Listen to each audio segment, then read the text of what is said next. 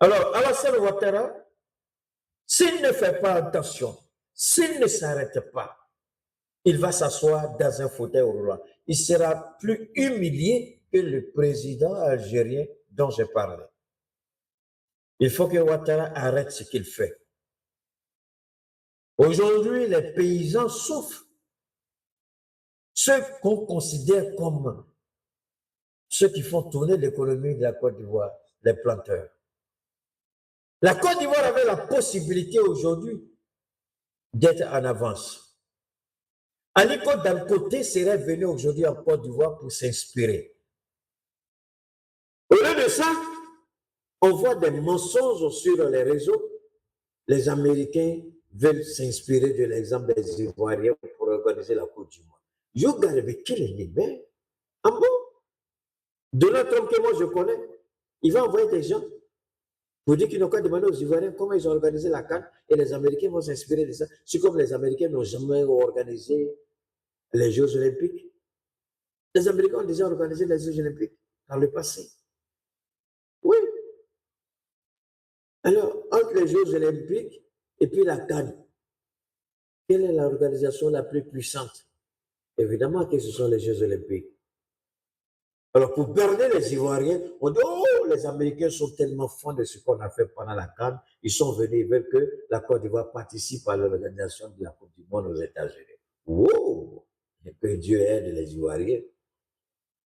Au lieu de dire que les Américains viennent vous voir, pourquoi vous ne payez pas au prix normal le café et le cacao des Ivoiriens? Je sais de quoi je parle. Pourquoi les jeunes Ivoiriens ne cessent de m'appeler tous les jours? Dieu merci, comme j'ai parlé la dernière fois, ils ont arrêté. Vous dites 1 milliard par jour, ils ne voient même pas le combo de 1 milliard, même pas les 1 centième de 1 milliard vous avez promis. Touré Mamadou, le PD homosexuel d'Ankadé ou le D, qui a la grande gueule pourrie, qui parle beaucoup, placa. Les Ivoiriens n'ont même pas ce qu'il faut. Regardez le train de vie de l'État de Côte d'Ivoire. Regardez la question de l'énergie. Nous reconnaissons que nous avons une crise, oui, c'est vrai, en termes de distribution d'hydrocarbures, c'est vrai, oui. Il n'y a pas de honte à reconnaître que nos importateurs ont connu des difficultés énormes du fait des terroristes. Mais qui est à l'origine? C'est ceux qui sont logés en Côte d'Ivoire, nourris et blanchis avec l'argent des Ivoiriens. C'est eux qui, de concert avec les terroristes, attaquent les citernes. Vous savez, ce que les terroristes ont tenté de faire en imposant un blocus au Mali, c'est la lâcheté qui ne dit pas son nom. Et ça, ce sont des Maliens. Et je voudrais que le président Goïta commence à regarder son grand frère, le général Tiani, qui a commencé à déchoir tous les Nigériens. Si on te surprend dans n'importe quelle position en train de t'attaquer au Niger, tout de suite tu perds ta nationalité nigérienne. Mais Tiani n'est pas le seul. Trump lui-même, il le fait aux États-Unis. Les Européens, ils l'ont fait avec Nathalie Yam, non? Combien? Nathalie Yam, non? Alors, pourquoi au niveau du Mali ou au niveau du Burkina, on va s'en priver? Il faut commencer à déchoir tous les Maliens, à commencer par Maliki Konaté, le maudit, la malédiction personnalisée, personnifiée, le Danga Denki, qui regarde sur le pays de ses ancêtres et il veut vendre son pays parce que l'idiot a appris IOA dans l'école des Blancs. Emmanuel qui est truffé de mensonges et de manipulations qui ne dit même pas la vérité. L'idiot se prend pour un journaliste. Tu crois que le journaliste, là, c'est quoi? Le journalisme te dit de vendre ton pays? Non. C'est pourquoi je ne perds même pas mon temps pour parler de ces idiots-là, parce que j'estime que l'État du Mali a toute la latitude de régler cette situation sans qu'on en fasse des bruits sur les réseaux. Il faut gérer la situation de ceux qui s'attaquent au Mali de l'extérieur. Il faut les déchoir de leur nationalité. Là où ils sont, on leur accorde la nationalité là-bas. C'est aussi simple que ça. Maintenant, très brièvement, j'aurais appris très révolté. Je ne savais pas, on dit, il paraît que quand j'ai fini mon direct, elle était dans tous ses états. Comment tu sais ça? Et alors, est-ce que tu as besoin encore de me poser cette question? Elle était dans tous ses états. Et deuxième information, Ouattara aussi est très énervé. Comment j'ai exposé son plan, ce qu'il est en train de mijoter, et comment, et la seule question qui m'a fait, ce qu'on m'a dit, on dit qu'il était très, comment tu sais? Il a failli même douter de sa nièce. Il s'est dit, est-ce que tu n'es pas fan de Keïta? Il a dit, oh, pardon, président Ouattara. Celle-là, même si tu me donnes cadeau à elle, à Côte d'Ivoire, je dis, merci, Ivoirien, prenez votre pays, celle-là, je ne veux pas. Je Ouattara a failli douter de son cercle restreint des informations que j'ai données. Je vais encore donner beaucoup plus d'informations pendant le direct. Alors, on s'en va directement à l'Iran. De temps en temps, je vais faire des petites pauses pour la Côte d'Ivoire, l'AES, et puis on avance. Alors, je voudrais d'abord, j'ai vu que beaucoup ont reçu les produits au niveau d'Abidjan, la Côte d'Ivoire. Hein? Comme je demande toujours, je vous en prie, envoyez-moi les photos recto verso de tous les produits que vous avez reçus pour que je vous donne la posologie, parce que la posologie n'accompagne pas mes produits. D'accord? Au niveau de l'Europe, la France, je crois qu'on m'a informé aujourd'hui que les colis sont pratiquement arrivés. Voilà, aux États-Unis aussi, au Canada. Ouais, c'est le Canada qui me fatigue un peu, mais ça va. Keïta, c'est quel produit? Ce sont des produits de santé, 100% naturels, ce sont des plantes naturelles. On ne vend, c'est pas en liquide, je ne vends jamais produits liquides, jamais. Donc, ce sont des produits qui sont conçus par rapport à des pathologies précises. Le cancer, le diabète, les hémorroïdes, tronc bouché, sécheresse, goutte, incompétence, ou impuissance, ou faiblesse au niveau du troisième pied chez les hommes. Donc, nous pouvons non seulement réveiller le troisième pied, mais lui donner la capacité, la taille, la forme que vous désirez. Avec l'aide de Dieu, ce sont des choses qui ont été établies, voilà, avec des preuves irréfutables. Donc, si vous êtes intéressé, évidemment, on va revenir encore là-dessus tout le long de notre direct. D'accord? C'est le 223 72 77 47 88, 223 72 77 47 88. Vous nous dites exactement de quoi vous souffrez, de quoi vous avez besoin.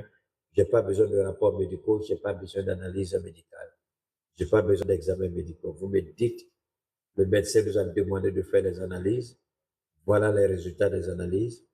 Ils ont dit que j'ai ça, c'est le diagnostic. En une phrase, deux phrases, ça suffit. Si c'est un message vocal, 1 minute, 2 minutes, c'est largement suffisant, 3 minutes, pour dire exactement ce dont il est question. Et je vois dans la mesure de mes capacités, je dis oui, si je ne peux pas, j'ai pris Dieu qu'il vous aide autrement. Une dernière fois, c'est le 223 72 77 47 88. Alors, je reviens aux États-Unis, en Iran. Beaucoup de choses se sont passées. Curieusement, c'est la première fois, et je remercie Dieu, que vraiment Dieu me pousse à sortir 3 jours de suite, ce qui n'est pas dans mes habitudes, et vous le savez. Vous faites un direct de 2 heures, chaque jour 2 heures, 2 heures, 3 jours, c'est beaucoup les gars. Mais je remercie Dieu quand même. Ce n'est pas fait au hasard, c'est lié à l'Iran. Il semble que la situation de l'Iran, et je remercie Dieu éternel pour ça, parce que quand il vous inspire par rapport à ce qui se passe en Iran, c'est fondamentalement important. Alors, de quoi est-ce qu'on va parler? L'Iran, je n'ai pas encore fini. L'Iran a abattu aujourd'hui un F-15, F-16, je crois, un F-16. Le centre des opérations américain refuse de reconnaître que l'Iran ait abattu le F-16 américain. Le président Donald Trump, le pathétique, minable menteur, corrompu et voleur de son espèce et de sa nature, est celui qui a vendu ce rêve aux Américains en disant que l'Iran n'a plus de capacité pour faire quoi que ce soit. Et curieusement, comment expliquer au peuple américain, au Congrès, au Sénat, aux alliés, que l'Iran est arrivé à abattre un avion américain? Comment un pays qui n'a rien, Un pays que vous dites avoir décimé, détruit, anéanti. Question. Est-ce que, tombement, aujourd'hui, je vous avais expliqué quelque chose de fondamental que je vais revenir là-dessus. Aujourd'hui, Trump se bat pour que sa parole puisse avoir de la notoriété auprès des marchés. Je répète, Trump se bat aujourd'hui pour que la parole qui sort de sa bouche puisse avoir de l'importance aux yeux de ceux qu'on appelle les spéculateurs, les négoces, ceux qui sont sur les différentes plateformes des marchés de stocks. Parce qu'aujourd'hui, tant qu'on parle, le marché ne réagit même pas, le marché ne bouge même pas d'une seconde. Mais dès que l'Iran parle, le marché se met à bouger de gauche et à droite. Et Trump veut que le monde le voie comme le centre d'inertie, comme étant le point central de toute l'activité du monde. Effectivement, l'architecture de la présidence américaine a été conçue ainsi. Que la présidence américaine est la seule position qui permette au marché dans le monde de réagir. Dès que le président américain parle, soit les marchés vont dans le rouge, soit les marchés vont dans le vert. Soit ça monte, soit ça descend. Mais aujourd'hui, curieusement, la parole du président américain, en tant qu'institution, en tant que référence, en tant que, je ne sais pas quel mot utiliser, mais le monde ne réagit plus. Les marchés ne réagissent plus. Mais au contraire, l'homme qu'on n'a pas encore vu parler depuis sa nomination, Mojtaba Khamenei, quand il parle, les marchés commencent à réagir. Quand le président iranien parle, les marchés commencent à dire, faisons attention, écoutons ce qui va se passer. Alors, quand vous êtes un président de soi-disant une puissance mondiale, vous parlez, hop, et puis on ne vous écoute plus. Permettez-moi, je sais que c'est joli, mais je vais enlever pour être à l'aise avec vous, d'accord? Voilà. Comme je vous ai dit, je suis en train de constituer ma propre ligne, je n'ai pas encore fini, je suis en train de voir avec qui, bon, évidemment, il va falloir, quand tout va finir, peut-être faire un voyage en Chine, hein, m'attendre avec une compagnie chinoise, avec la compagnie avec laquelle je pourrais travailler, et puis déterminer ma propre griffe, avec le nom Keïta, bien entendu. Hein? Voilà. Alors, je répète, Trump est dans tous ses états. Parce que Trump se dit, il n'est plus écouté. Et si ce monsieur, ce stupide président, cet idiot président a un problème, il est égocentrique. Il veut que le monde tourne autour de lui. Parenthèse.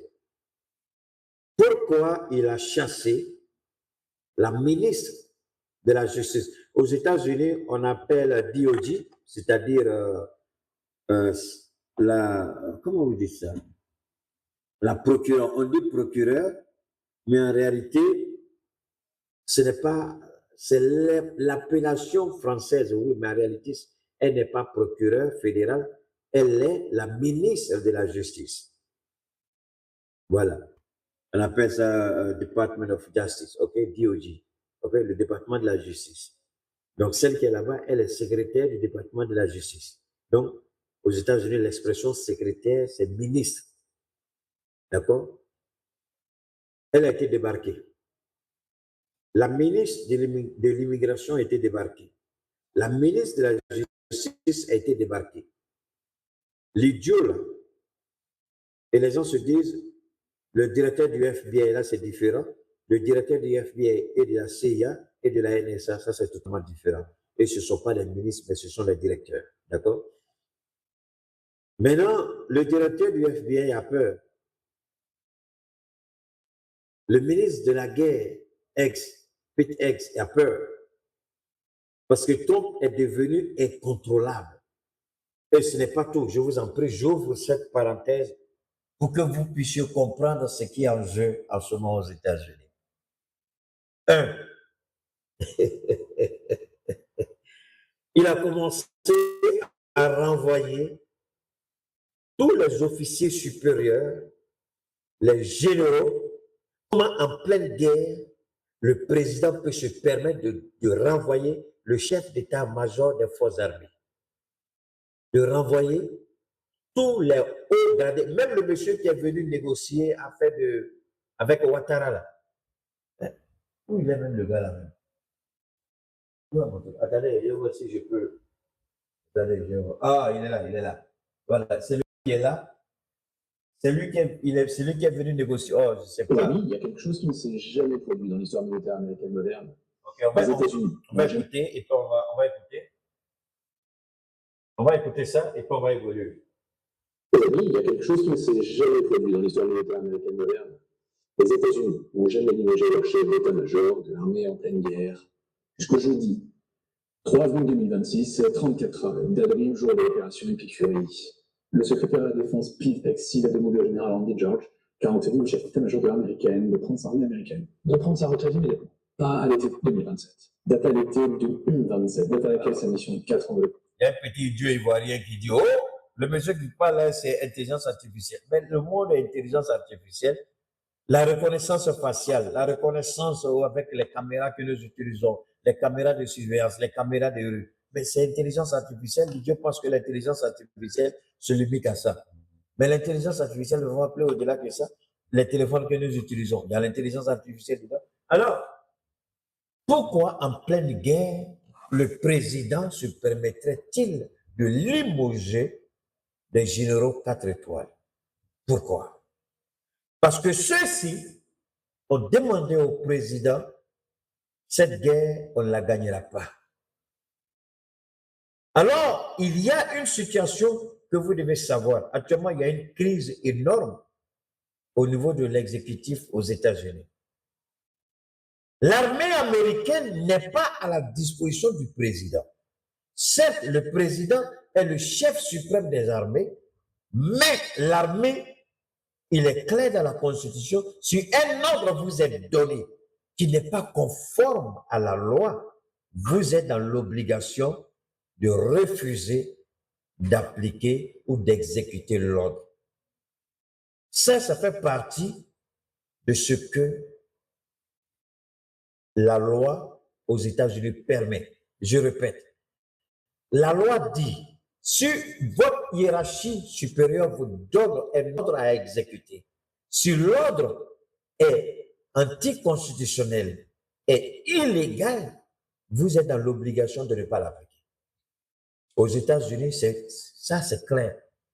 Maintenant, le ministre de Trump dit aux généraux, aux officiers supérieurs, vous devez appliquer la vision du président. Les gens disent, même en violation de la loi, il dit oui. Donc, tous ceux qui ont émis des doutes, tous ceux qui ont dit, il est en train de les chasser, eux tous, c'est-à-dire retraite anticipée. Et tous sont en train d'être chassés doucement, doucement, parce que, je ne sais pas, je vais vous dire, une des raisons pour lesquelles je suis sorti aujourd'hui, c'est ça. Est-ce que le monde se rend compte de la gravité de la situation? Ok, ça ne nous intéresse pas, c'est aux États-Unis, c'est leur affaire. Tu te trompes, mon frère, tu te trompes, ma soeur. Si Trump renvoie des officiers supérieurs, limoge des officiers supérieurs, au motif que ceux-ci ne sont pas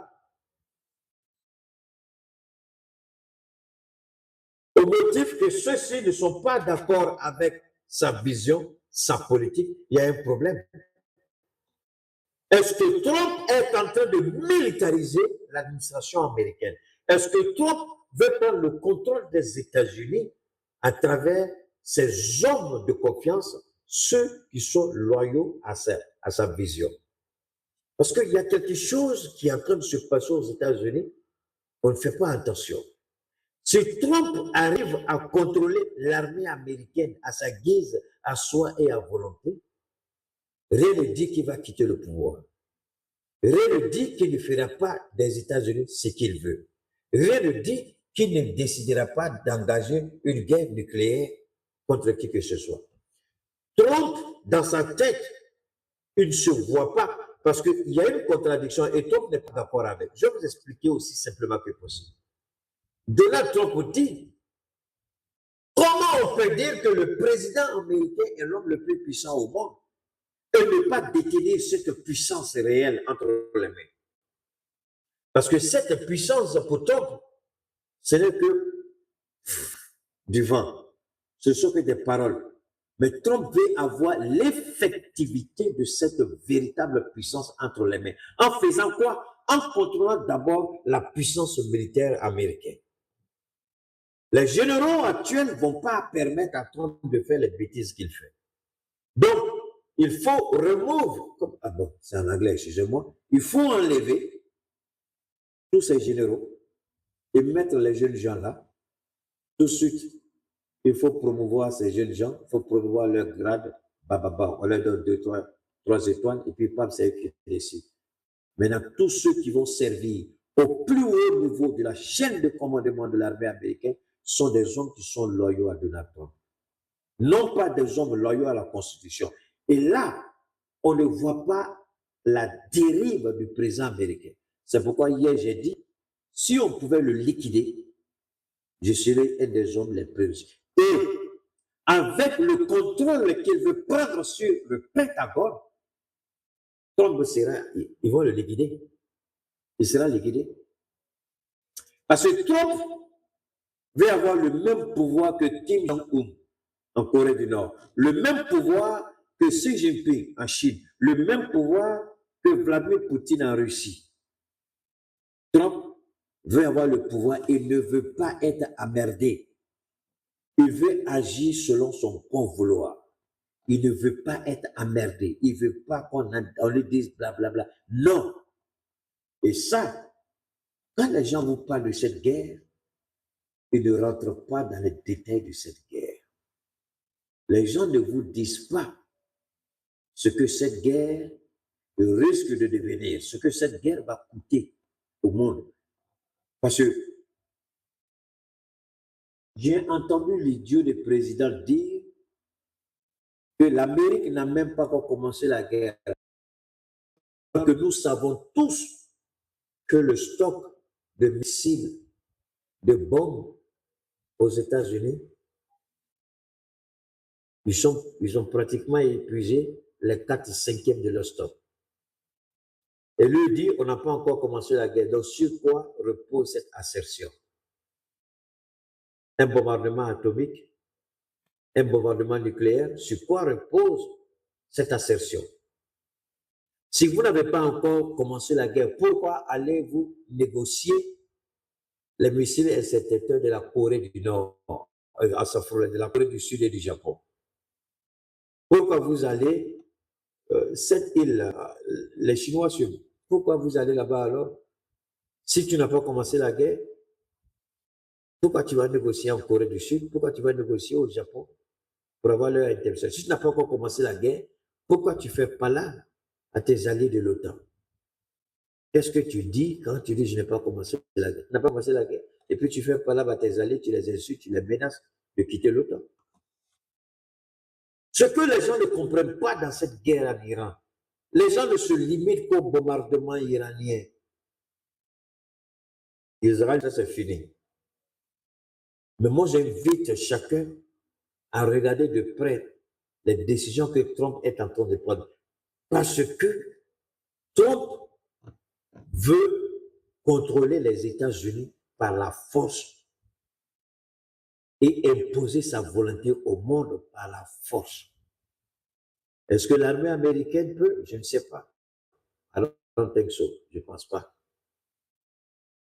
Il va précipiter l'Amérique à une fin tragique, ça c'est sûr. Alors, la Corée du Nord a équipé l'Iran de missiles, ce que j'ai appris, à peu près Les gens parlent de 500, mais c'est faux, c'est plus que ça. Et on va commencer d'abord par le jet américain qui a été abattu. On va écouter ça. Voilà, on va revenir sur l'une des informations de cette journée. Téhéran affirme avoir abattu un F-35. La télévision d'État a diffusé des images de débris qui correspondent à un F-15. Des opérations seraient en cours pour retrouver donc l'équipage de cet avion de combat américain abattu en Iran. Nous sommes en direct avec Siavosh Ghazi depuis Téhéran. Bonsoir Siavosh. On va voir cette image publiée par les gardiens de la Révolution. Ce serait l'image du siège éjectable de cet avion, donc de ce chasseur américain. Les autorités iraniennes offrent une récompense pour la capture du pilote. Absolument. On ne sait pas encore quel est le sort du ou des pilotes qui se seraient éjectés donc, dans le sud de l'Iran, dans la province d'Akhtiari, le gouverneur de cette... On va regarder ça rapidement. Les autorités iraniennes offrent une récompense pour la capture du pilote. Absolument. On ne sait pas encore quel est le sort du ou des pilotes qui se seraient éjectés donc, dans le sud de l'Iran, dans la province d'Akhtiari, le gouverneur de cette province a demandé à tous les responsables des élus des villages de fournir toutes les informations concernant les pilotes, ou de les capturer, ou de donner des informations sur la présence éventuelle de forces ennemies, de forces hostiles sur le terrain. Pour l'instant, il n'y a pas de certitude. Ok, on va attendre un peu, hein. On va être balancé sur... Ils ont coupé le courant, c'est venu juste même pas 2 minutes. On va attendre un peu. Donne-moi une minute, on va rapidement se relancer au niveau de... C'est ça le problème avec nos... Ouh, c'est pas vrai, c'est pas vrai. On va attendre un peu. Je vais relancer rapidement au niveau de Facebook. Je vais attendre un peu, puis on va aller. Toutes mes excuses, les gars, donc on reste connectés, s'il vous plaît. On va permettre à...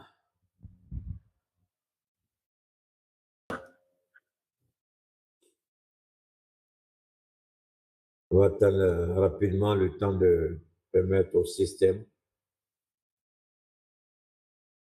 A demandé à tous les responsables des élus des villages de fournir toutes les informations concernant les deux pilotes, ou de les capturer, ou de donner des informations sur la présence éventuelle de forces ennemies, de forces hostiles sur le terrain.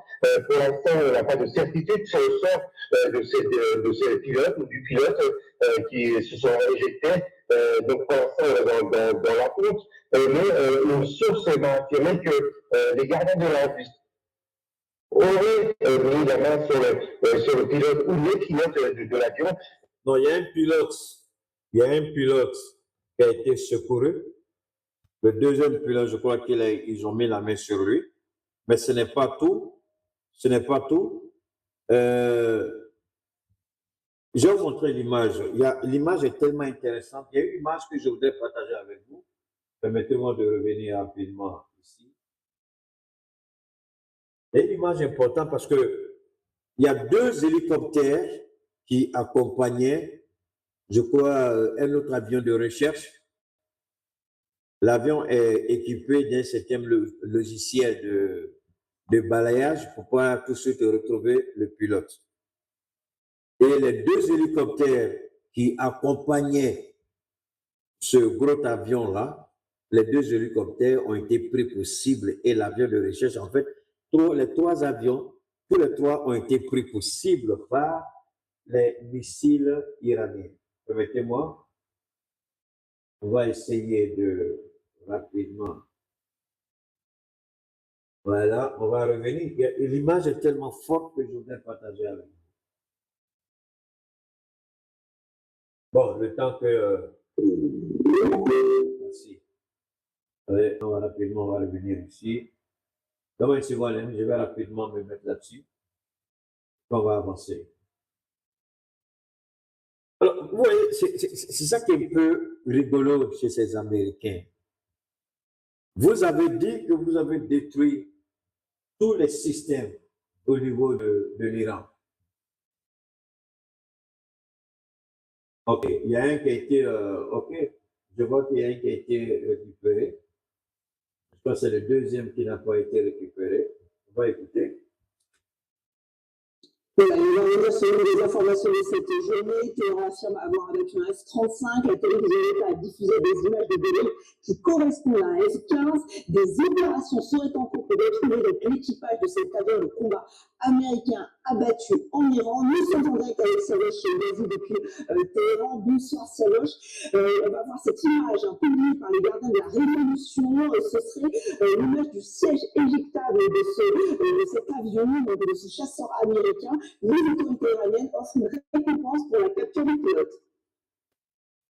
Absolument. On ne sait pas encore quel est le sort les deux pilotes qui se sont réjectés dans le sud de l'Iran, dans la province Chandrayaan-Bakhtiari. Le gouverneur de cette province a demandé à tous les responsables des élus des villages de fournir toutes les informations concernant les pilotes, ou de les capturer, ou de donner des informations sur la présence éventuelle de forces ennemies, de forces hostiles sur le terrain. Pour l'instant, on n'a pas de certitude sur le sort de ces pilotes qui se sont réjectés. Donc pour l'instant, on est dans l'attente. Mais une source m'a affirmé que les gardiens de la Révolution auraient évidemment sur le pilote de l'avion. Ça serait une première depuis le début de la guerre. Effectivement, il y a sur les deux pilotes, il y a un qui a été secouru par les Américains. C'est le deuxième pilote qui aurait été capturé par les gardiens de la Révolution. Mais il y a un élément ici que je voudrais partager avec vous. Ça, c'est vraiment... Multiple aircrafts have been hit by Iran. It's not just the F-15E, which we reported about earlier. There was a second combat plane that was hit, and also two helicopters that were hit. This other plane that was struck down, it is a A-10 Warthog that crashed. Multiple aircrafts have been hit by Iran. It's not just the F-15E. Donc, voilà, c'est... Donc, je vais juste... Ça, c'est quelqu'un que je suis un peu. Il est beaucoup infiltré. En fait, ils ont mis en place une chaîne qu'ils appellent... Le nom de la chaîne, c'est quoi? Attendez, je vais voir le nom du truc, je vais vous donner rapidement. Voilà. Metas Touch, voilà. Touch, pardon. Donc, ils travaillent ensemble. C'est un groupe de personnes, mais il est le plus visible sur la plateforme. Et c'est avec lui que j'ai appris que les deux hélicoptères qui étaient engagés dans la recherche des pilotes, les deux... and also two helicopters that were hit. This other plane that was struck down. Donc, les deux hélicoptères ont été ciblés par les frappes iraniennes. Il y a un autre avion qui était escorté par les deux hélicoptères et l'avion lui-même aussi a été pris pour cible. Donc, voilà un peu. Alors, it is a A-10 Warthog that crashed through the Strait of Hormuz. This is in addition to the F-15E that was shot down over Iran. So two aircraft shot down, A-10 Warthog as well as the F-15E. Also, it's being reported that two helicopters were hit as well. The damage. Donc, deux hélicoptères engagés dans la recherche ont été frappés. Mais on ne sait pas si les hélicoptères ont été abattus ou pas, mais en tout cas, les hélicoptères ont été touchés. En plus d'un autre avion, je crois que c'est un Boeing qui était dedans. En plus du F-16 qui a été abattu. Alors, la question, c'est vrai, c'est insignifiant. Quand vous regardez la puissance américaine, un avion sur des centaines, c'est insignifiant. Oui, rappelez-vous de ce que le premier cosmonaute a dit. Un petit pas d'humain, mais un grand pas de géant. Donc, le petit pas de l'homme qui a été posé sur la Lune, c'est un petit pas, mais c'est un grand pas de géant en termes de science-évolution. C'est la même chose ici. Nous parlons de la première puissance militaire au monde qui a dit qu'aucun de ses avions ne peut et ne saurait être abattu par l'Iran qui a été complètement détruit. L'Iran n'a plus de système de défense, l'Iran n'a plus rien. Donc comment un pays que vous dites, vous présentez avoir détruit complètement, comment ce pays-là est arrivé? C'est la question que chacun devrait se poser. Comment ce pays-là est arrivé, si je peux me permettre, comment ce pays serait arrivé à abattre un F-16? En plus, frapper 2 hélicoptères engagés dans la recherche et un autre avion. Vous voyez, cette réalité, souvent, on tend de la masquer. Quand nous disons que l'Iran n'est pas ce petit pays, nous savons de quoi. Et ça, aujourd'hui, le monde est témoin. En beaucoup, tout le monde, toute la presse mondiale ne parle que de ça. Et ça, c'est une humiliation pour Donald Trump, pour avoir menti. Menti aux Américains, menti aux alliés. J'ai commencé mon émission en vous disant quoi? En disant que les marchés réagissent désormais aux propos du président iranien ou aux propos du représentant du guide des gardiens de la révolution, plutôt qu'aux propos de Donald Trump. Voilà la raison pour laquelle les marchés ne croient plus à Trump, mais suivent l'Iran. Parce que quand l'Iran dit, l'Iran fait, et l'Iran a abattu, tout le monde a vu. Et quand Trump nie cette évidence, est-ce que les marchés doivent suivre un président qui nie l'évidence, qui manipule les faits? Donc, dans cette réalité, il y a une évidence qui est là. Quelle est cette évidence? Est-ce qu'il faut croire bêtement aux Iraniens? Pas du tout. Parce que les Iraniens parlent avec des preuves tangibles. On va continuer ici. The Strait of Hormuz. This is in addition to the F-15E that was shot down over Iran. So 2 aircraft shot down, A-10 Warthog as well as the F-15E. Also, it's being reported that 2 helicopters were hit as well. The damage we're still assessing, but does indeed seem significant. It's the U.S. Air Force's HH-60G Plane Hawk Combat Search and Rescue. Donc aujourd'hui, il y a ce qu'on appelle même des audits internes au niveau du Pentagone. Et Trump est quelqu'un qui n'aime pas l'humiliation et les défis. Rappelez-vous de ce que je vous avais dit quand nous avons commencé cette aventure, vous et moi. Je vous ai dit une fois qu'on fait des montages de vidéos et on présente un Trump en disant à Trump, voilà à quoi ressemble l'Iran. Et ce sont les petits du Pentagone. Quand ces généraux l'ont contesté, les généraux l'ont contesté, et que les généraux mettaient en évidence la réalité sur le terrain, le pragmatisme. Et le ministre de la guerre de Trump, comme un esclave soumis à la volonté de son maître, refuse de présenter à Donald Trump l'évidence du terrain, la réalité pragmatique. Donc, il nourrit Trump de mensonges et de manipulations. Raison pour laquelle les généraux se plaignaient à longueur de journée. Et comme les généraux devenaient gênants, il faut les pousser à la retraite. C'est ce qu'il a fait. Pour avoir la main libre, pour manipuler Trump, pour mentir à Trump. Mais la réalité du terrain, elle est là. Aujourd'hui, l'évidence est là.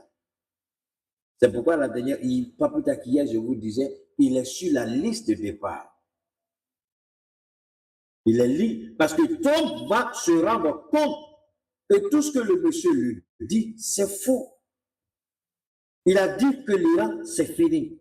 Donc Trump ne fait que répéter comme un perroquet ce que son ministre de la guerre dit à travers les conférences de presse. Au lieu de laisser porte-parole du Pentagone présenter la situation, c'est lui-même qui vient. Et cela en dit long sur la réalité. Parce que moi, j'ai été surpris, j'ai dit, mais attendez. Ouais, merci à toi, ma chérie. J'ai dit, mais attendez. Pourquoi c'est lui qui vient chaque fois parler? Il y a un porte-parole du Pentagone, comme le porte-parole des guides de la Révolution, il y a un porte-parole qui est là. Mais pourquoi c'est lui qui vient chaque fois parler? Et là, ça en dit long sur la réalité du terrain. C'est lui qui vend un rêve. Il refuse parce que si le porte-parole vient et qu'on pose des questions au porte-parole, il faut qu'il soit en mesure de répondre. Donc, au lieu que le porte-parole parle, c'est lui qui parle. Je parle du ministre de la guerre de Donald Trump, Pete X. Et Trump devra un jour tirer les leçons.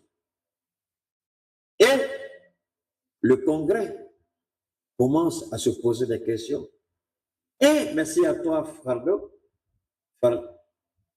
Et à un moment donné, avant même que le monsieur se retrouve devant la commission défense du Sénat, Trump va commencer à tirer les leçons. Mais vous dites qu'ils ne sont rien. Ils ont tout perdu. Ils n'ont plus de système de défense. Alors, expliquez-nous comment ils arrivent à abattre nos avions. Expliquez-nous comment nos radars sont frappés. Trump avait demandé, vous vous rappelez, je vous avais dit, Trump avait demandé 200 milliards de dollars pour continuer la guerre. Et le Sénat a refusé. Trump ne pensait pas. Et le petit disait, non, it takes money to kill bad guys. En anglais, surtout chez les Américains et les Britanniques, quand ils disent bad guys, ce sont les mauvaises personnes. Ce sont les barbares. Ce sont les terroristes. Ce sont les criminels. Donc, il dit, it takes money to kill bad guys. D'accord? But you need to explain yourself, man. We know that. Okay, come and explain to us. How? Comment tu pars? Ils sont partis de 50 milliards à 100 milliards, 100 milliards, 200 milliards. Parce que vous avez une idée. Les 200 milliards là, vous croyez que c'est comment? Il y a des gens qui sont là pour nourrir la guerre. Les 200 milliards, même si on donnait aujourd'hui les 200 milliards à l'administration Trump, les commandes ne seront livrées que peut-être dans 2 ans ou 3 ans. Même les 200 milliards ne permettront pas de changer le cours de la guerre aujourd'hui. Parce que celui qui détient l'élément fondamental pour les intercepteurs, c'est la Chine. Les terres rares. Les terres rares. La Chine est le seul pays au monde qui détient 90% de la production, de la transformation des terres rares. La Chine est le seul pays. Et la Chine a pris un décret par rapport au tarif donné de Trump. On ne vendra plus de terres rares pour des besoins militaires aux États-Unis. La Chine a pris, le président chinois a pris ce décret. Même si on leur donne 1000 milliards, où ils vont sortir les terres rares pour mettre les missiles au point? Où? Le pays qui extrait et qui transforme, c'est la Chine. 90% de la consommation mondiale, c'est la Chine. Et la Chine dit, tous les besoins en termes de besoins militaires par rapport aux terres rares, plus jamais. Les Américains vont faire comment? Vous pouvez avoir l'argent, vous pouvez avoir les infrastructures, comment on appelle, industrielles, mais vous n'avez pas la matière première. Vous n'avez pas l'élément qu'il faut. Le seul élément, le bon élément, l'élément irremplaçable, les terres rares, vous ne l'avez pas. Vous allez faire ça comment? Donc les Américains, ce sont des menteurs. L'administration de Trump, ce sont des menteurs. Ils ont fait croire qu'ils ont fini avec l'Iran. Ils ont détruit l'Iran. Donc finalement, Trump, à un moment donné, Trump va se poser la question, est-ce que son ministre de la Guerre n'est pas en train de le pousser à commettre des crimes de guerre? Parce que tôt ou tard, Trump va devoir s'appliquer sur les cibles civiles qui ont été la cible de l'armée américaine. Et ils ont compris ce que je vous avais expliqué dès les premières heures de ce conflit. Je vous ai dit, cette guerre, ce qu'ils pensent, ils se trompent. Je vous ai dit, c'est des bâtiments vides qu'ils frappent. Et aujourd'hui, je remercie Dieu, vous allez en Europe, vous allez un peu partout, tout le monde parle de ça. Donc, les milliards de projectiles, les milliards de missiles qu'ils ont envoyés, c'était sur quoi alors? C'est la question que tout le monde se pose. Attendez, les missiles qui coûtent des milliards de dollars là, pendant tout le temps que j'ai bombardé, c'était sur quoi alors? Vous avez jeté ça où? Et aujourd'hui, les Américains disent que les informations qu'ils avaient, écoutez bien, on ne vous dit pas ça tous les jours, même pas sur les plateaux de France 24, RFI ou LCI. Écoutez bien, les Américains disent que les données qu'ils ont aujourd'hui ne correspondent plus à la réalité sur le terrain aujourd'hui. En d'autres termes, les données récoltées remontent à des années et les données n'ont pas été actualisées. Je répète, les données n'ont pas été actualisées. Si les données n'ont pas été actualisées, parce qu'ils sont en train de se justifier par rapport aux frappes sur des sites civils. Ils disent que ces données-là remontent à des années. Mais attendez, comment la première puissance a fait? C'est ce qu'on nous a dit. La première puissance militaire au monde n'arrive pas à actualiser les données. Comment? La question, on peut se poser, pourquoi les données? Parce qu'aujourd'hui, c'est ce qu'on entend. Ah, l'école qu'on a frappée, à l'époque, ce n'était pas l'école qui était là, c'était ça qui était là. Ah, ça là, c'était pas. Mais attendez, vous faites une guerre et vous n'avez pas d'informations actuelles, actualisées. Voilà, c'est ce qu'ils disent. Mais c'est faux. C'est faux. C'est faux. Sinon, si c'est vrai, c'est que l'Amérique, je vous en prie, réveillons-nous, l'Amérique n'a jamais été ce qu'elle prétend être. C'est tout. Mais ce n'est pas fini. Je vais vous amener encore ici. Je vais vous amener là. On n'a pas encore fini. Je vais vous ramener ici. Je vais vous ramener ici. On va écouter ça. Bonjour à tous et bienvenue pour ce nouveau compte-rendu détaillé. Aujourd'hui, nous plongeons au cœur d'une discussion fascinante menée par Tucker avec son invité Dave Smith. 3 points cruciaux vont structurer ce récit. Premièrement, l'effondrement total de la machine de propagande médiatique traditionnelle face aux voix indépendantes. Deuxièmement, nous aborderons les conséquences désastreuses de la guerre actuelle avec la République islamique d'Iran, menée sous l'administration de Donald Trump, et l'influence majeure du lobby pro-israélien sur la politique américaine. Enfin, le troisième point mettra en lumière les zones d'ombre entourant les récents assassinats, notamment celui de Charlie Kirk.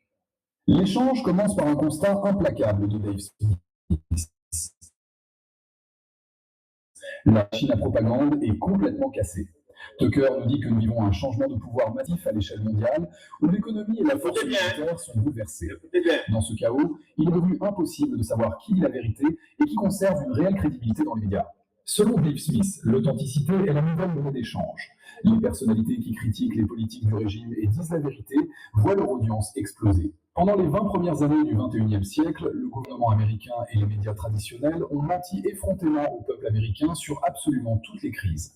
Ces mensonges couvrent des événements majeurs comme les attentats du 11 septembre, la présence d'armes de destruction massive en Irak, le krach financier de 2008 et bien sûr la gestion de la crise sanitaire. Dave Smith rappelle que le discours officiel affirmait que le vaccin empêchait la transmission, ce qui s'est avéré faux. L'hypocrisie a été totalement exposée. Il souligne également la dissimulation de l'état cognitif de Joe Biden à l'époque. Parallèlement à ces mensonges d'État, la technologie a évolué, permettant à quiconque d'ouvrir son ordinateur et de diffuser la vérité. Cette démocratisation technologique a conduit le public à rechercher désespérément de l'authenticité, brisant ainsi le monopole des médias traditionnels. Tucker explique que nous sommes entrés dans une période dangereuse. Il compare le gouvernement actuel à un conjoint violent, affirmant que le moment le plus dangereux pour une personne maltraitée est celui où elle tente de s'échapper. Malgré l'influence grandie. Donc, une sorte de processus. Et je crois qu'avant-hier, le président Trump a mentionné que nous mettrons fin. Attendez, il y a un élément que je voudrais partager avec vous pour revenir sur Kim Jong-un. Vous devrez écouter ça parce que c'est... Permettez-moi une seconde. Oh là là, ça c'est fort. Donne-moi une seconde. Hein. Il y a un élément que je voudrais partager avec vous. Des propos du président Vladimir Poutine. Ok, je pense qu'on va en arriver là. Ok, donne-moi une seconde. Ouais, Poutine avait averti. Ce qui est en train de se passer là, le président Poutine, donne-moi une seconde.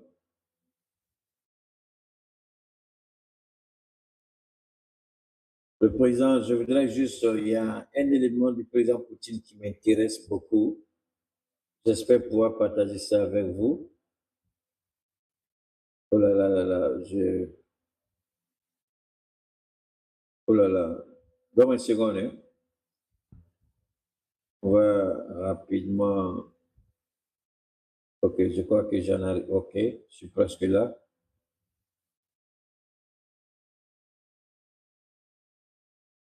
Une seconde, s'il vous plaît. Oh là là, j'aimerais que j'ai perdu ça, là, on dirait. Oh, ok. Ok. Donne-moi une seconde, hein. Ne soyez pas pressés, s'il vous plaît. Allons doucement. Oh, merde. Donne-moi une seconde.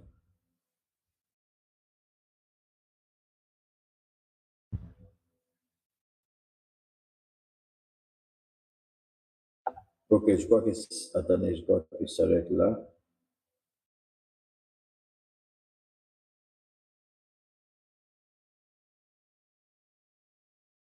Oh merde, c'est pas vrai. Il y a quelqu'un qui m'avait envoyé un truc de Vladimir Poutine là. Je suis en train de... Ok, ça y est là. Ok, je pense que ça y est là. Ok, on écoute. La nouvelle, Poutine répond au message de Netanyahu. Regarde la vidéo, tu partages. On écoute. Monsieur Netanyahou, je t'annonce aujourd'hui le transfert de missiles balistiques nord-coréens à l'Iran. Je ne parle pas de hasard. Je te parle en tant qu'allié de la Russie et surtout en tant qu'allié stratégique de l'Iran. Tu es l'ennemi le plus proche de l'Iran. Et je te rappelle une vérité simple. Si tu agresses l'Iran, tu seras seul face aux conséquences. Trump ne sera pas là pour vous sauver. Le territoire américain ne sera pas là non plus. Le seul territoire à subir, c'est ton pays. La réalité géopolitique a changé. Avec ses capacités, l'Iran est désormais en mesure de frapper au cœur même de vos centres de commandement. Ce ne sont pas des paroles, ce sont des faits. Que vous preniez cet avertissement au sérieux ou non. Au message de Netanyahu, regarde la vidéo, tu partages. Monsieur Netanyahou, je t'annonce aujourd'hui le transfert de missiles balistiques nord-coréens à l'Iran. Je ne parle pas de hasard. Je te parle en tant qu'allié de la Russie et surtout en tant qu'allié stratégique de l'Iran. Tu es l'ennemi le plus proche de l'Iran. Et je te rappelle une vérité simple. Si tu agresses l'Iran, tu seras seul face aux conséquences. Trump ne sera pas là pour vous sauver. Le territoire américain ne sera pas là non plus. Le seul territoire à subir, c'est ton pays. La réalité géopolitique a changé. Avec ses capacités, l'Iran est désormais en mesure de frapper au cœur même de vos centres de commandement. Ce ne sont pas des paroles, ce sont des faits. Que vous preniez cet avertissement au sérieux ou non, la réalité, elle, est déjà. Ok. Maintenant, est-ce que réellement l'Iran n'est pas en train de frapper en profondeur. Ok, je viens ici et puis on va continuer. On va écouter ça. Sur John Analyse Mondiale. Nous plongeons dans l'un des transferts d'armes les plus choquants du Moyen-Orient moderne, tellement important que les services de renseignement occidentaux ne l'ont découvert qu'après sa réalisation. Or a secrètement envoyé 500. Ok, on parle de la Corée du Nord. On parle de 500 missiles. Quand l'Iran frappe l'Iran, les missiles iraniens, permettez-moi une seconde, hein. Je vais vous faire découvrir deux. J'espère qu'on pourra regarder ça ensemble si c'est possible. Je pense. What is unfolding now is no longer being seen as a Je vais vous faire regarder, j'espère pouvoir vous montrer ça rapidement. Ok, on va regarder ça. now is no longer being seen as a limited exchange confined to military sites or distant border zones. The latest developments suggest a broader and more dangerous phase, one where major cities, strategic transit corridors, and high-value military infrastructure are all being drawn deeper into the crisis. Fresh footage circulating online appears to show a ballistic projectile impact on the central Israeli city of Petah Tikva, while separate visuals promoted by Iranian. Vous voyez, aujourd'hui, quand vous prenez tout ça, ça c'est Tel Aviv qui est là. Tel Aviv, c'est la capitale israélienne. Elle a été complètement détruite. Cette guerre a montré des failles indiscutables. La suprématie tant vendue des Américains, c'est un mensonge, c'est une manipulation. Israël, malgré les censures, malgré la pression, malgré les journalistes manipulés, menacés, assassinés, la réalité du terrain dit autre chose. Israël, aujourd'hui, même si la guerre s'arrêtait là, Israël prendrait au minimum 10 ans pour être reconstruit. Je dis bien au minimum 10 ans, même dans 20 ans. La question que je voudrais soulever ici, avec chacun de vous, une question fondamentale. Est-ce que ça en valait la peine de faire cette guerre? Est-ce que cette guerre en valait la peine? Est-ce que négocier n'en valait pas la peine? Oui, négocier en valait la peine. Cette guerre aujourd'hui, peu importe que des Israéliens, des Juifs soient assis quelque part derrière des bureaux aux États-Unis, assis sur des fortunes de milliards et de milliards de dollars, ces fortunes-là ne pourront jamais réparer les traumatismes qui ont été causés au peuple. Ces milliards de dollars ne pourront jamais remplacer ceux qui ont perdu leur business. La puissance économique d'un pays ne repose pas nécessairement sur les multinationales. Mais la puissance économique d'un pays repose sur les petites et moyennes entreprises. Aujourd'hui, toutes les petites et moyennes entreprises en Israël dont on ne parle pas, tout a été aujourd'hui entraîné dans les eaux du néant. Ce sont les petites et moyennes entreprises qui permettent à l'économie de fonctionner. Tout a été détruit aujourd'hui en Israël. Et c'est la guerre. Vous ne serez pas remboursé. Vous ne serez pas dédommagé. C'est la guerre, c'est la guerre. À cause d'un homme, parce que c'est un pervers, c'est un voleur, c'est un menteur, c'est un manipulateur. Parce que c'est un corrompu de la pire espèce. J'ai écouté des audios pendant que sa femme était interrogée par la police israélienne. Elle dit, les amis de mon mari sont des riches. Donc, je prends des cadeaux qui dépassent l'entendement. Benjamin Netanyahu était un voleur crapuleux, un assassin sans foi ni loi. Aujourd'hui, les Juifs sont en train de payer le prix de l'arrogance. Tellement arrogants, ils ont pensé que Dieu permettrait qu'il gouverne le monde, c'est une illusion pathétique qui n'arrivera jamais.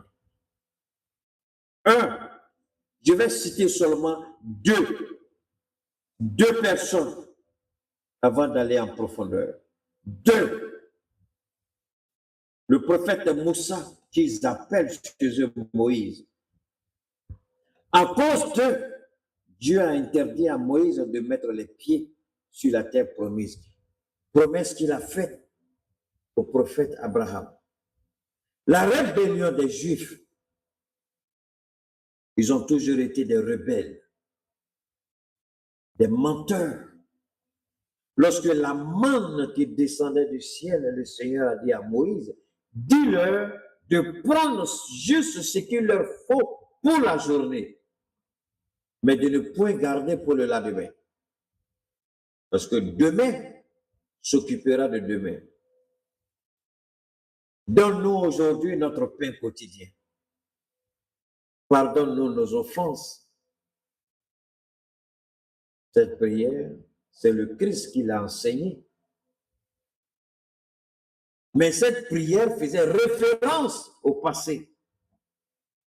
Mais au lieu de cela, les Juifs se cachaient et prenaient la manne et puis cachaient à la maison, chez eux. Le lendemain, c'était pourri, on ne pouvait pas manger. Et Dieu dit à Abraham, pourquoi ce peuple est si rebelle, réfractaire? Mais alors, quand vous écoutez les idiots qui veulent vous donner des prêches ridicules, je vous demande pardon, prenez votre route. S'il y a un soi-disant prophète ou n'importe quelle merde de nom qu'il se donne, si tu es garçon, tu es né d'une femme et d'un homme, et tu penses que tu connais, je demande à Dieu, à cause de Dieu, viens. Je vais te déshabiller avec la parole. Il n'y a pas fallu, tu ne sauras pas où retourner. Si tu es garçon, viens. Moi, je ne connais pas tout ça, hein, mais c'est Dieu qui met dans ma bouche et puis moi, je parle. Donc, quand je parle, je ne parle pas parce que je connais, je parle parce que je sais qu'il va m'aider. Tu viens, je te déshabille devant les gens. Tu ne sauras même pas là où il faut aller. Dans la dévotion, vous connaissez Israël mieux que nous, vous connaissez leur rébellion mieux que nous. Ce sont des rebelles et des assassins. Et Benjamin Netanyahu était un voleur. Vous ne pouvez pas voler et prétendre que Dieu va vous aider, vous voleurs, pour avoir raison sur le juste. Je répète, voleur que vous êtes, vous ne pouvez pas prétendre voir la grâce de Dieu et attaquer celui qui est juste. L'Iran est juste. Israël est voleur. Depuis toujours, ils ont été des voleurs, des menteurs et des corrompus. L'Iran est la fierté de Dieu. Pour les petites bâtards qui ne comprennent pas bien l'écriture de Dieu, je vais vous donner un exemple simple. Merci au Seigneur qui me ramène ça à l'esprit. Il y avait un peuple qui ne croyait pas en Dieu, mais qui croyait aux instructions de leurs aïeux. Ce peuple, leurs aïeux leur a dit, ne buvez jamais, ne commettez jamais l'adultère, ne commettez jamais ce qui n'est pas acceptable. Et ce peuple a toujours vécu ainsi. Et Israël, qui était le choisi de Dieu, tous les jours, comment vous dites ça en bon français, défiait Dieu. Et le Seigneur a appelé un de ses prophètes, il dit, je n'ai pas le nom en tête, il dit, regarde ce peuple là-bas. Ce peuple-là, je ne l'ai pas choisi comme mon peuple. Ce peuple-là ne me connaît même pas, mais ce peuple obéit à ce que leurs ancêtres leur ont laissé comme message, comme valeur, comme instruction. Mais pourquoi ceux mêmes que j'ai choisis me défient tous les jours? Ils sont rebelles à ma parole. Vous voyez, cette guerre, je l'ai dit, je le répète, Israël ne la gagnera jamais. Jamais Israël ne gagne. Parce que ceux qui incarnent cette guerre, voilà ce qu'ils sont. Je vais vous montrer ça. Je vais vous montrer, ne vous en faites pas. Il y a quelque chose que j'aurais souhaité ne pas vous montrer. Il y a un élément que j'aurais souhaité ne jamais partager avec vous, mais je vais le faire. Permettez-moi, je vais vous montrer ça. Je reviens là, je n'ai pas fini, hein? Je viens.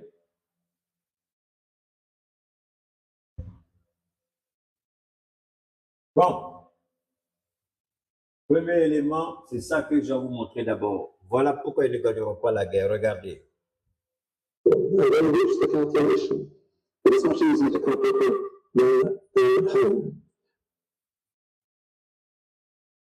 Alors, ce sont des journalistes israéliens eux-mêmes qui ont fait des enquêtes sur l'armée israélienne. Which is where the second bit of software kicks in, which is called Rise Daddy. The name is indicative of a very dark sense of humor. They track you and study. OK. Vous voyez, les Israéliens ont mis en place un système d'intelligence artificielle où ils traquaient les gens et puis les abattaient. L'assassinat ciblé, ça n'a jamais été une option de Dieu. L'assassinat n'a jamais été une option de Dieu.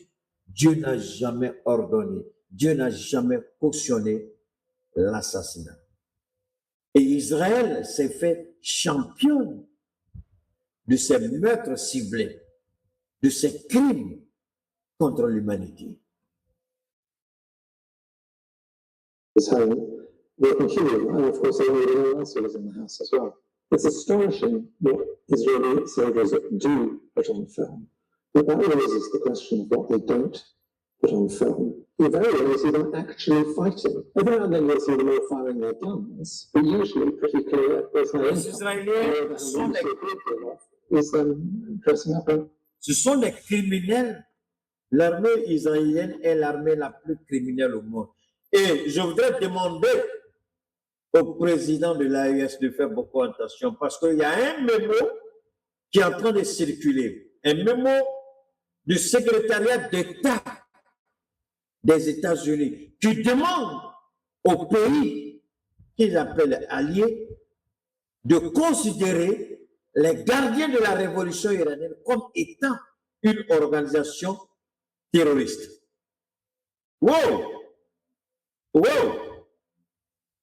Marco Rubio, ce petit bâtard, 1000 fois bâtard, jusqu'à la mort de sa petite vie, minable bâtard. Et je souhaite que les gens montrent la douleur à sa famille.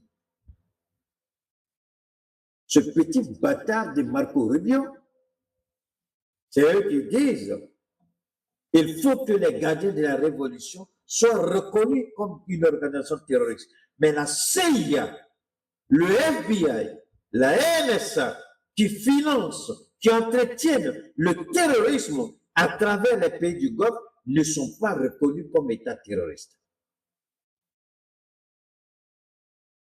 Où va le monde? Où va le monde? Je vais vous faire écouter ça, ne vous en faites pas, on a encore le temps.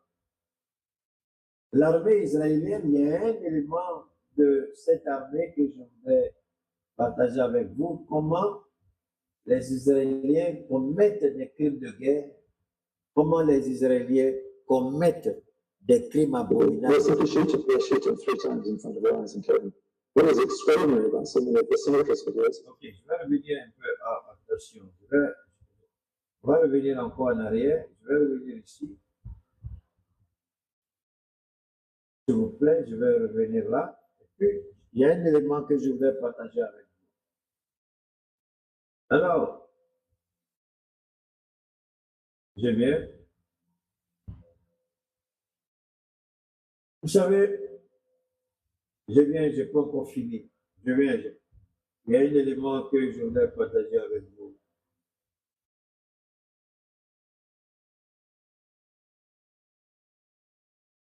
Ok. Ok. mais avant d'en arriver là, ok, on va continuer d'abord ici. Je vais vous permettre, il y a un élément que je voudrais partager avec vous, s'il vous plaît, et puis ensuite on va évoluer. Je reviens encore rapidement là. Ok, maintenant ça va, ok.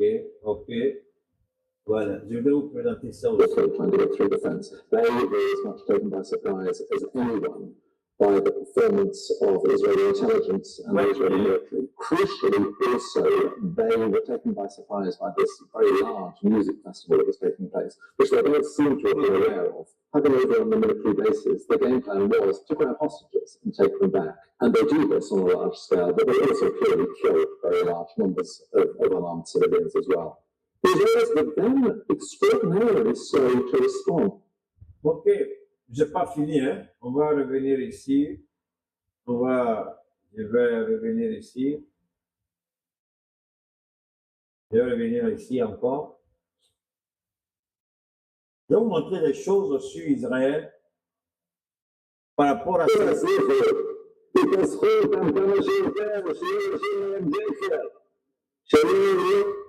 Ok, ici,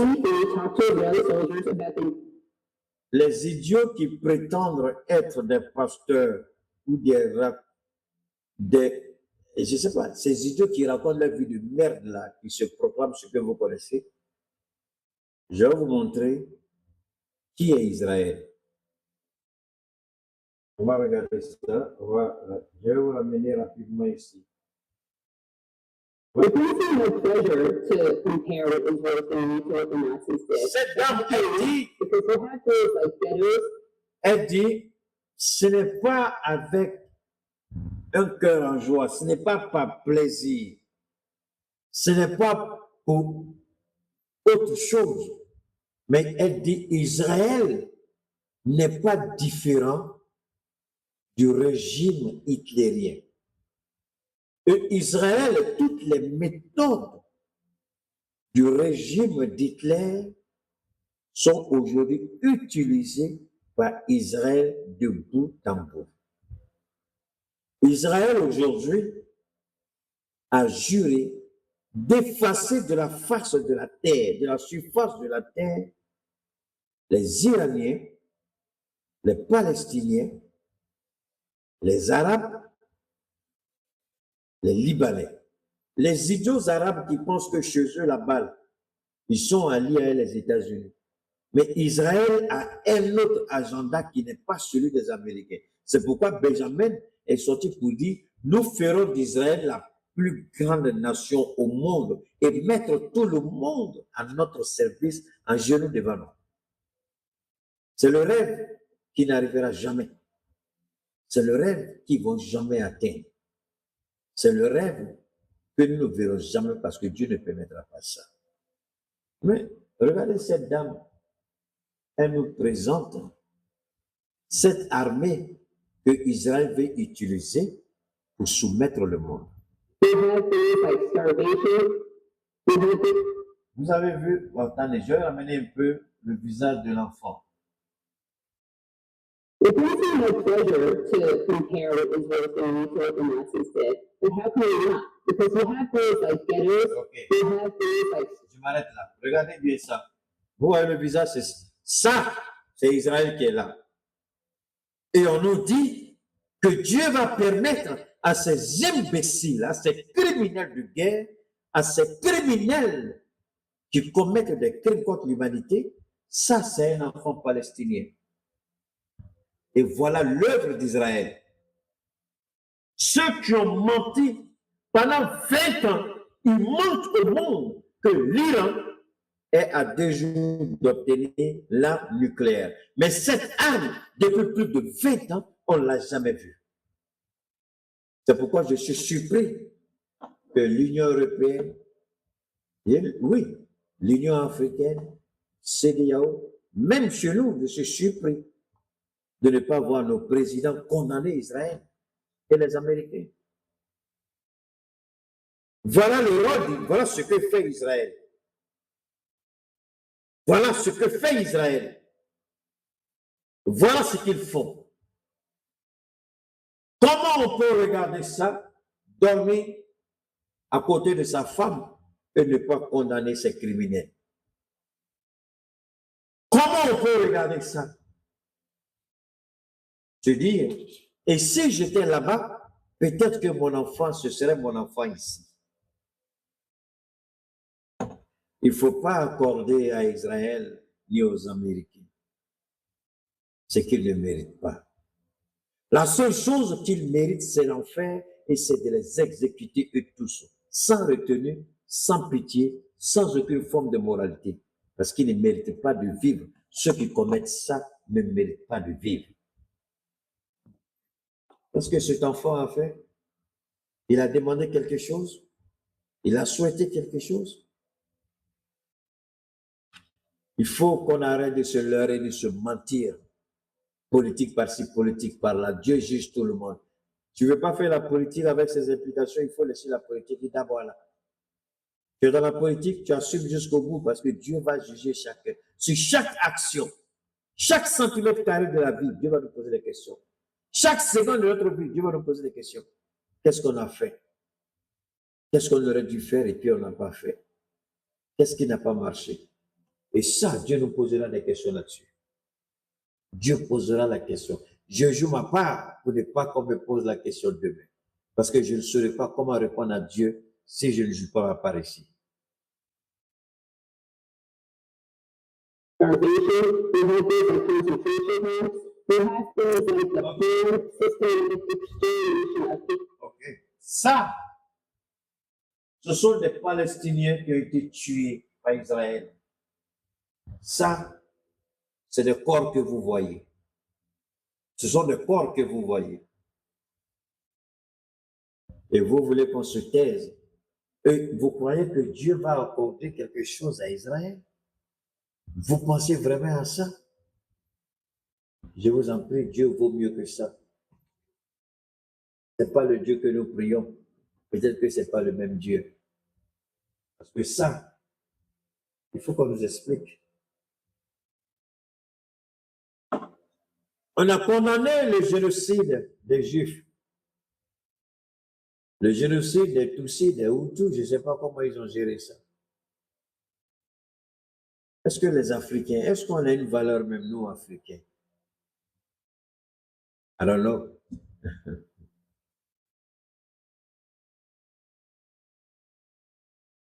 Now, a lot of people talk about the banality of evil. There is a real cold detection of industrialized murder of Jews and others during the Holocaust.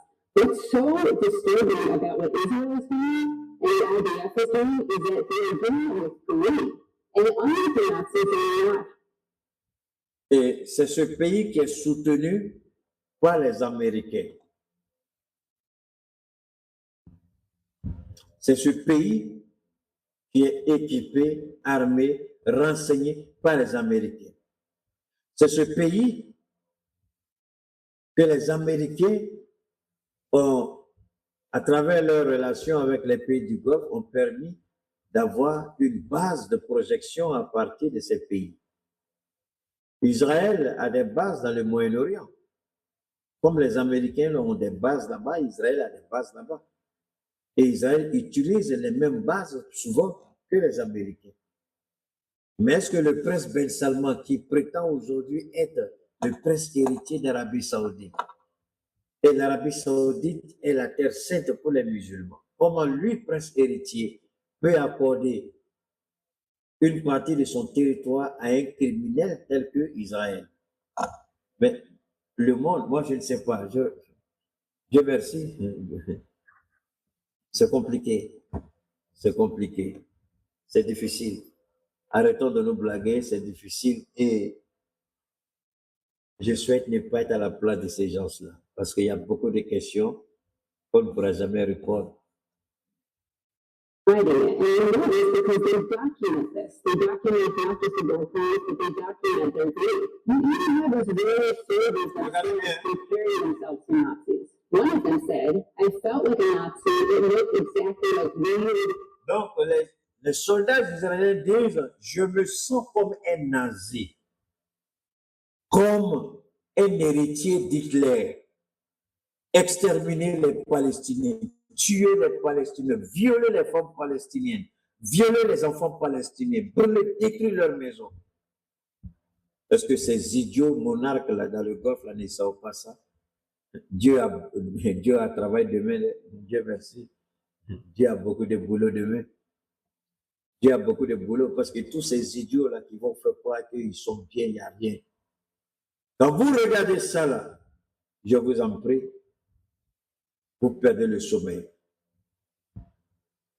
C'est pourquoi je dis, ni les Américains, ni Israël, aucun parmi les deux pays ne gagnera cette guerre, encore moins les deux unis ne gagneront pas cette guerre. Sinon, expliquez-moi, les deux puissances militaires considérées par certains, les Américains comme étant la première puissance militaire, les Israéliens comme ayant l'armée la plus sophistiquée au monde, avec un service de renseignement criminel, comment ils n'arrivent pas à vaincre un État qui était sous sanction ou qui est sous sanction depuis plus de 40 ans?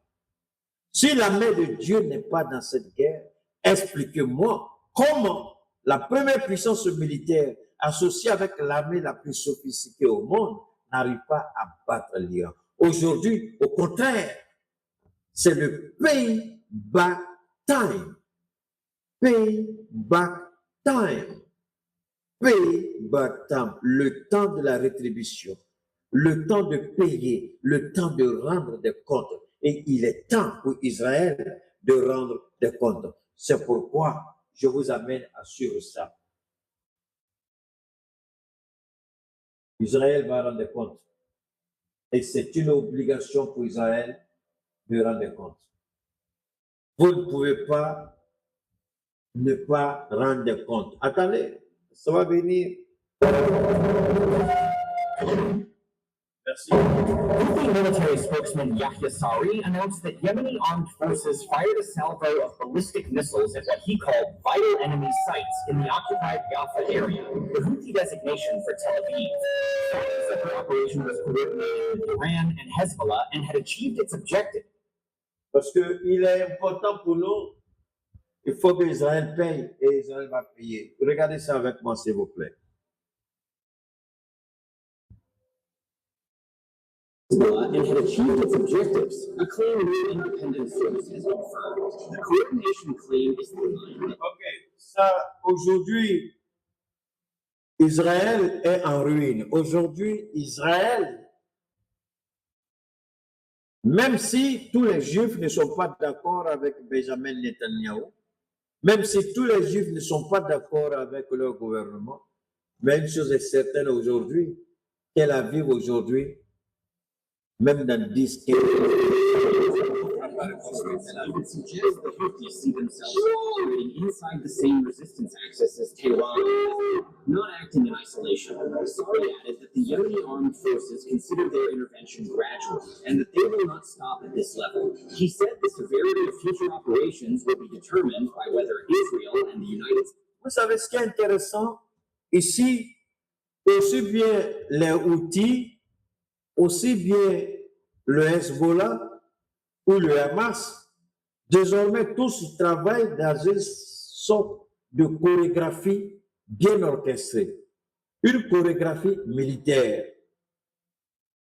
Aujourd'hui, quand les Houthis veulent frapper, ils le frappent en coordination avec les gardiens de la révolution. Donc Israël se trouve face à une masse de projectiles, lequel choisir, lequel laisser passer.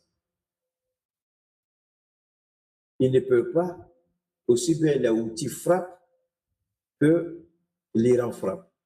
Quand Hezbollah veut frapper, le Hezbollah lance simultanément avec les gardiens de la révolution. Quel projectile intercepté, lequel est laissé passer, puisqu'ils ne sont pas en mesure de le faire, et Tel Aviv. Aujourd'hui, comme je l'ai dit tantôt, Tel Aviv aujourd'hui, qu'on soit d'accord, qu'on ne soit pas d'accord, c'est un champ de ruines. Tel Aviv a été détruit. Et aujourd'hui, je vais vous rassurer sur un fait. Vous vous rappelez, j'ai l'habitude de vous dire que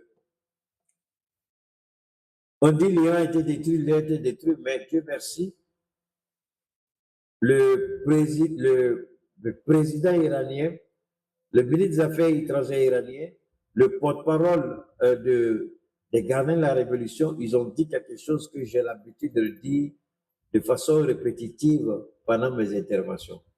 Ils disent, les buildings que vous avez attaqués après la guerre, on va les reconstruire de la plus belle manière. Et ces buildings-là, ces bâtiments seront plus beaux que les bâtiments que vous avez détruits. Tout ce que vous êtes en train de détruire, nous allons reconstruire l'Iran plus beau, plus rayonnant que jamais. Qu'est-ce que cela vous dit, s'il vous plaît? Que l'Iran a accepté que Téhéran devienne un champ de ruines.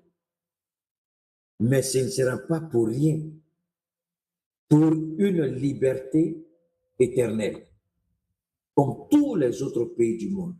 L'Iran ne sera plus sous sanction. L'Iran ne sera plus constamment menacé. L'Iran veut une guerre totale. Après cette guerre, chacun saura qui est qui vaut quoi, qui ne vaut pas quoi, et on va se respecter avec. C'est ce que l'Iran dit. Et l'Iran a dit quelque chose encore que j'avais dit, mais qui a été reprise de façon magistrale par le porte-parole des gardiens de la révolution. Il a dit quoi? Il a dit, vous perdez votre temps à savoir combien de missiles nous avons. Vous perdez votre temps à chercher à localiser où nous sommes. Vous n'allez pas le savoir. Vous pouvez raser la surface de Téhéran si vous voulez. Mais nous sommes autonomes sous terre, nous sommes bien implantés. Et vous n'avez aucune idée du nombre de missiles, du nombre de projectiles, du nombre d'armes que nous avons. Vous n'avez aucune idée. Et ça, le monde s'est réveillé avec ça. Mais quelque chose que je vous ai dit dès les premières heures de cette guerre, j'ai dit les gens ne savent pas à qui ils ont affaire. Et l'Iran dit, vous n'avez aucune idée du nombre d'armes que nous avons, des capacités que nous avons. Vous dites, on a fait, ça c'est vous, continuez à vous leurrer vous-même, à vous berner vous-même. Mais cette guerre, on peut vous garantir que nous, on peut la faire pendant 10 ans, sans arrêt. Et on a ce qu'il faut pour maintenir cette guerre pendant 10 ans. Ils ont fait la guerre Iran-Irak, je crois, pendant 8 ans. Alors, un pays qui n'a jamais fait la guerre va avoir peur. Un pays qui a déjà fait la guerre pendant 8 ans, et vous croyez que c'est ce pays-là qui aura peur de faire cette guerre? Ils sont habitués, ils savent ce qu'il y a en jeu. Ils savent ce qu'il y a en jeu. Ils ont fait la guerre avec l'Irak pendant 8 ans. 8 ans! Et ils savent que la prochaine guerre, ils se sont préparés pour au minimum 15 ans.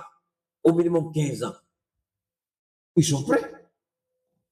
Mais le président américain, c'est combien d'années? C'est 4 ans, renouvelable. Mais Trump, ce qui tue Trump, Trump peut finir son mandat sans terminer cette guerre. Donc, il ment. J'ai parlé le président iranien, depuis quand tu as parlé avec moi. Il faut donner depuis quand tu m'as appelé, à quel moment tu m'as appelé, quel jour tu m'as appelé. Et puis la honte. Donc, l'Iran sort, chaque fois que le Trump sort et puis il ment, l'Iran sort et puis recadre Trump. L'Iran sort et puis recadre Trump. L'Iran sort et puis recadre Trump. Et finalement, ni les Américains, ni les institutions financières, personne ne croit désormais à Trump. Et s'il a horreur d'une chose dans la vie, c'est ça. Il n'aime pas ça. Il n'aime pas qu'on dise qu'il monte. Il n'aime pas qu'on dise qu'il est manipulateur. Il n'aime pas qu'on dise qu'il ment. Parce qu'en fait, les marchés boursiers ont compris une chose, Trump ment, il n'a pas la réalité de la situation en main. C'est l'Iran qui détient l'issue de la guerre. Donc, tout le monde écoute l'Iran. Quand l'Iran dit c'est ça, on dit, il faut regarder si ce n'est pas vraiment ça. D'accord? Alors, ce qu'il faut retenir, l'Amérique a été humiliée. L'Amérique, qu'on a dit qu'il n'a rien, qu'il ne peut rien aujourd'hui, est en train d'humilier. Ça pourrait être en train d'être humilié. à tel point que l'Iran abat des avions de guerre. Les drones, je ne vous en parle même pas. La dernière information sur les drones, je disais 12, mais aujourd'hui on a dépassé les 30 drones abattus, américains et israéliens combinés. Les drones qui font, je crois, je sais pas, 30 millions de dollars, quelque chose comme ça. Les drones ont été abattus, à peu près 30. Alors, un pays qui n'a pas de système de défense, comment ce pays-là peut abattre ces drones? Un pays qui n'a pas de système de défense, comment ce pays-là peut attaquer aujourd'hui 2 hélicoptères américains avec un gros porteur? Comment ce pays peut attaquer vos bases militaires dans le Moyen-Orient? Comment ce pays peut attaquer vos navires de guerre? Comment ce pays peut attaquer vos destroyers? Comment ce pays détient encore le détroit? Vous ne pouvez que bombarder les sites civils. Et l'Iran a été clair. Et l'Iran a commencé à frapper. Toutes les grandes entreprises américaines qui détiennent les bases de données de l'armée américaine sont des cibles légitimes. Amazon, Apple, Google et tout ce que vous connaissez. Et ils ont commencé à frapper toutes ces entreprises là où se trouve leur base de données. C'est là-bas que l'Iran envoie ses missiles et ses drones. Maintenant, Trump peut mentir, Trump peut continuer à manipuler, Trump peut continuer à se tromper lui-même. Mais les Américains sont en train de découvrir, donne-moi une seconde, les Américains sont en train de découvrir la vérité, et les Américains se rendent compte que Trump ment. Parce que quand il dit les choses après, les Iraniens sortent, ils disent le contraire de ce que Trump a dit. Trump ment, il manipule, il ne dit pas la vérité. Et les gens sont arrivés à la conclusion que c'est un menteur. Et aujourd'hui, c'est l'Iran qui est écouté. Qu'on soit d'accord ou pas avec l'Iran, le grand vainqueur de cette guerre, c'est l'Iran. Arrêtons de nous blaguer, c'est l'Iran. À tous les niveaux. Et l'Iran aujourd'hui a compris sa position. C'est pourquoi l'Iran va maintenir le détroit d'Ormuz selon sa volonté. Et l'Iran ne permettrait pas de perdre ce moyen de pression et de contrôle sur l'économie mondiale. Maintenant, on va vous dire, ils sont en train de réfléchir pour construire des oléoducs, des gazoducs, tout ça, c'est vrai. Mais ces tuyaux, ces trucs ne pourront pas acheminer suffisamment comme le fait les tankers. Parce que ceux qui acheminent, là, vous croyez qu'ils seront prêts à aller financer des gazoducs, des oléoducs? Et les bateaux tankers, là, ça va devenir comment? Parce que les gens, souvent, ils parlent, ils vendent des rêves. Mais les bateaux sont des investissements. Il faut les laisser tomber comment? Et même si c'est vrai, l'Iran a toujours la possibilité de frapper les oléoducs, les gazoducs. L'Iran peut toujours les frapper. Voilà. Ce n'est pas seulement fermé, mais tant que l'économie iranienne va souffrir. L'Iran est clair sur un principe. Nous devons tous se reconnaître. L'Iran dit, tant que moi, on ne m'emmerde pas, je n'ai pas de problème avec quelqu'un. Mais vous m'attaquez, moi, j'attaque vos intérêts. Aujourd'hui, toutes les entreprises américaines, j'ai écouté avant-hier, des professeurs d'université, des hommes d'affaires, tous ont dit, c'est pas la peine, on quitte, ils s'en vont. Mais qui paie? Ce sont les monarques, ce sont les monarchies qui perdent, c'est eux les grands perdants. Donc, nous allons rester attentifs à ce qui se passe dans le Moyen-Orient. Demander aussi à nos autorités de prendre les dispositions qu'il faut. J'ai vu des images, on nous dit qu'il y a des camions citernes qui sont arrivés. Mais le Mali, je termine avec ça, le Mali ne peut pas vivre au jour le jour avec les camions citernes. Il va falloir que l'État, ce que j'ai dit et ce que j'ai toujours dit, je maintiens ma position, il va falloir que l'État malien s'investisse davantage dans la gestion des hydrocarbures dans le pays. Il faut avoir des réserves. Le gouvernement doit avoir des réserves. Et ça, c'est fondamental pour la sécurité nationale. Alors, ceci dit, je vais conclure avec nos différents produits. Alors, pour ceux qui sont intéressés par nos produits, comme je l'ai dit en début d'émission, ce sont des produits de santé, c'est-à-dire des plantes Médicaments africains, je ne sais pas ce que c'est, donc ne me demandez pas, tu vends médicaments africains, je ne vends pas médicaments africains. Je ne connais pas de médicaments africains. Je connais et je vends des traitements à base de plantes naturelles. À base de plantes naturelles. Pas de médicaments africains, je n'en connais pas. Et je ne vends pas, je ne suis pas tradipraticien, non. Je vends des produits faits à partir de plantes, 100% naturelles. Nous traitons quoi? Nous traitons ce qu'on appelle la drépanocytose, le cancer métastasé, cancer de sein, prostate, cancer du col de l'utérus. Nous traitons évidemment le cancer métastasé. Nous traitons l'arthrose. Nous traitons d'autres pathologies, l'hernie discale et autres. Nous traitons tout ce que vous pouvez imaginer. Mais nous avons des limites. Nous ne pouvons pas aller au-delà de ce que Dieu ne nous a pas donné. Voilà. Si je ne peux pas, je dis je ne peux pas. Si je peux, je vous dis voilà ce que je peux faire. Que ce soit aussi au niveau de, comment on appelle ça, de l'hypertension, l'insuffisance urinaire, le diabète type 1, type 2, cancer cutané, les hommes, insuffisance ou bien faiblesse du troisième pied, on voit ce qu'on peut faire.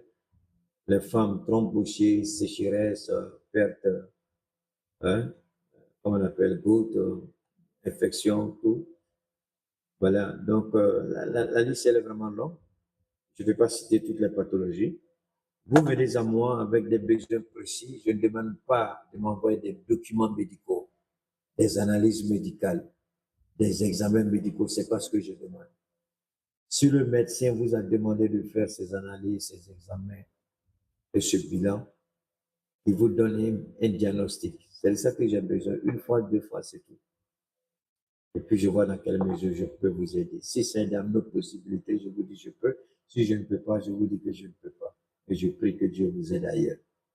D'accord? Donc, c'est le 223 72 77 47 88. 223 72 77 47 88 une dernière fois.